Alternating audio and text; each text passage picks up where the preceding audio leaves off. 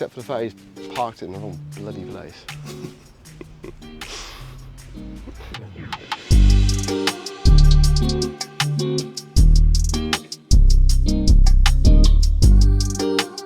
But it looks cool though, it looks really good. The boys did a nice, they got some nice curves there as well. It's actually in minutes, it says there's 1,440 minutes in a day. So what's your excuse if you're going to use 60 of those minutes to work on your dream? Oh, that was really good. Hi guys, welcome back to episode number 12. Thank you all for coming back and seeing the progress with what we're doing. We want to keep you guys informed with regards to Oslo International School. And yeah, we are here back at Oslo International School. And as you can see, we have pretty much got all the equipment on site now. So I'm just currently trying to make sure that we have everything, we're not missing anything. And now we're just going to start installing all of these different elements. And we have now 8 weeks to carry out this work. And we're sitting comfortable. So let's go have a look and see how far we've come. A little tip, anybody can take this away for themselves, that whenever you start a project, you really want to always start the furthest in and work your way out. Logistically speaking, if I'd have put the football pitch in here first and also built up a mound here as well for the grassy bank and everything like that, that makes our access point potentially very difficult to get in. If it's difficult to get in, it'll cost more money, it costs more time, and maybe we would have ended up breaking something. So that's why we started furthest in. So we've got working today on site?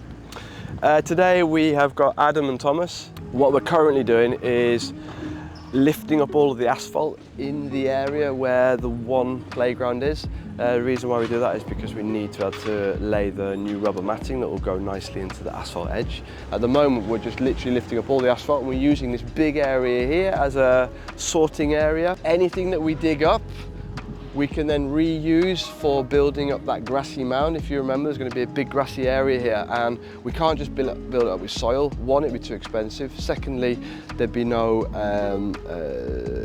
foundation for the soil to support the soil. So if I remember rightly, the grassy mound is probably going to be about what, like 1.20 meters high, say. So we'll actually build up with about 90 high with the stone, and then there'd be 25 of soil and then the grass on top. I've just seen that container, it really irritates me. I told them, I was like, just line them all up, all 4 of them. So you have one for normal wood, one for impregnated wood, one for just rubbish, shit, mixed rubbish, and then the final one was for metal. But like, why can't people just put stuff, it just looks better. I love your OCD in action. Oh, it irritates me, man. It really irritates me. These are all the little rubber granules. So they all come, there we go, see in here? So that's a mix of like red, black, white. So that will be the final colouring for one area.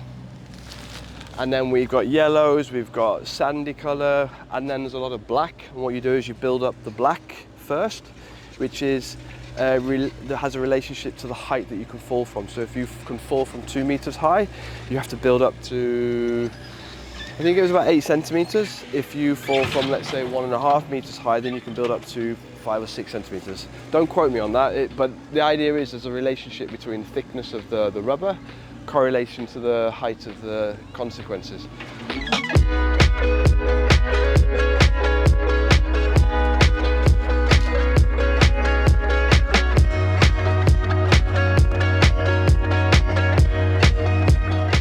So what we've done here is we've cut, when we first installed the playground, we actually only cut out enough of an area for digging the holes. The reason why we did that is because when you've got the big digger here, the 6-ton digger, you don't want to have the digger driving over the asphalt tarmac edge, otherwise you'll break it and you'll mess it up.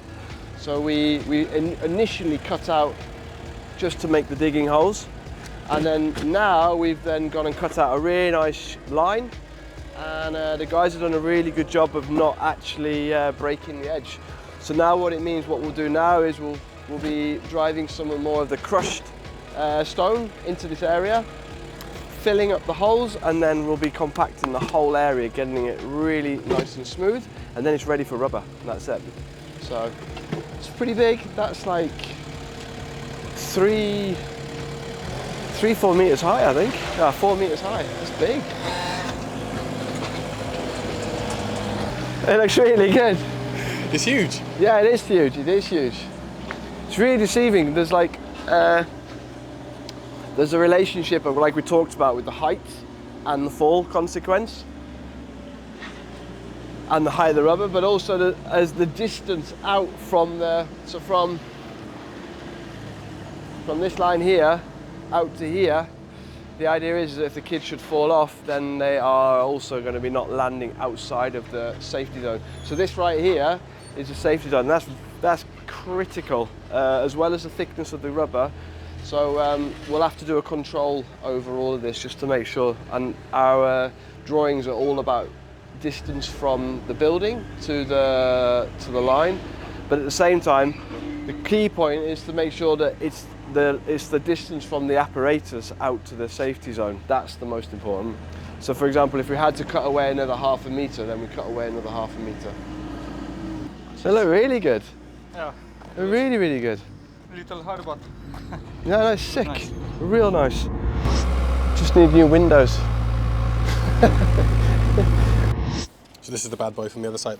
Yeah, still haven't got the windows fixed. We had an old playground here that's been taken up. That's why there's an exposed area that's not covered by the tarmac. And we have now built one of the playgrounds, and any mass that we dig up is obviously being located over here. We're using this as a storage area.